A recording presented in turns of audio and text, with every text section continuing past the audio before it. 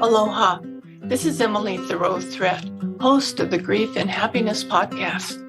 Every Friday, I share with you my love notes, giving you a little something to think about as you navigate through your grief journey, finding happiness expanding along your way. And every Tuesday, I post my regular podcast sharing wonderful conversations with people you can relate to and who offer you encouraging ideas and helpful inspiration. I'm so grateful you're joining me and look forward to hearing from you, your thoughts. Today's podcast is Anticipatory Grief, the in-between. Everything seems to be up in the air. Anticipatory grief comes before a death or a great loss. When you discover that someone you love has been given a terminal diagnosis, that anticipatory grief starts right then. Anticipatory grief can also occur when you just think of something that may happen. My dear Black friend who has 4 sons has bouts of anticipatory grief when she just hears about George Floyd or Elijah McClain or Rayshard Brooks, or way too many more Black men killed by police. Or it may happen when you look to your elderly mother's eyes and you wonder how much longer she'll be with you.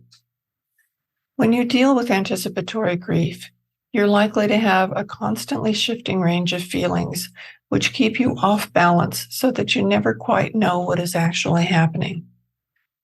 Before Ron died, he lost 37 pounds in 1 week and became very weak. When I looked at him, I saw the handsome, strong man I'd always loved.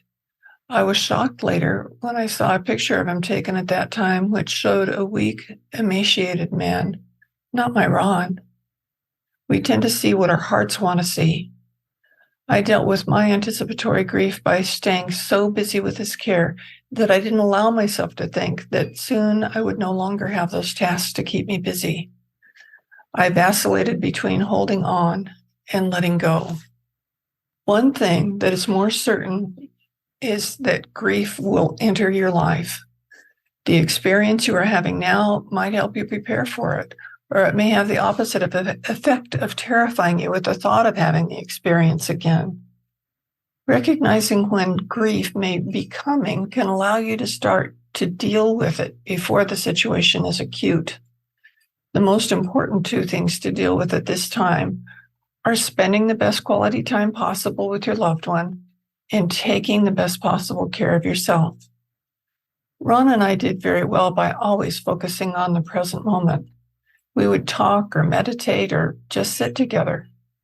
He was given a book for his birthday a month before he died. He really wanted to read it, but his eyes just didn't work very well.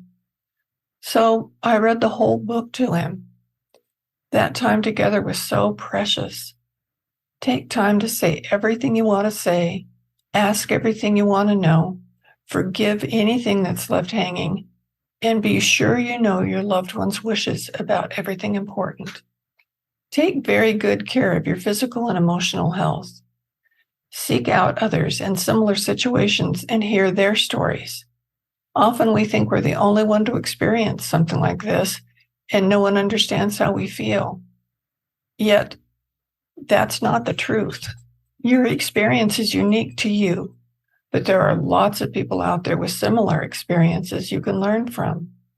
Join Facebook groups or death cafes or support groups.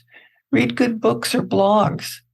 Be sure to bathe. I remember one time Ron insisted I take a shower. I was shocked at the moment, and then I realized that I did need to, that I needed to pay attention to me.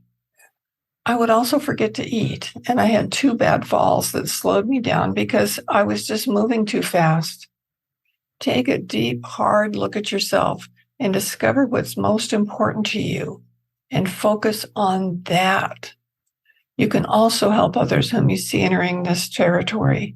Just letting someone know that they have your support and then you're looking out for them can give them so much comfort. Together, we form a family of love, care, and support for each other in these shifting times. Let us focus together on how we can help more, give more, learn more, and love more. I love you, my friend. Do you want more comfort, support, and happiness? Join the Grief and Happiness Alliance. Visit my website at lovingandlivingyourwaythroughgrief.com and read my book, Loving and Living Your Way Through Grief. Be sure to subscribe to our podcast, rate it, review it, and binge on all our episodes on grief and happiness. I can't wait to welcome you back to another episode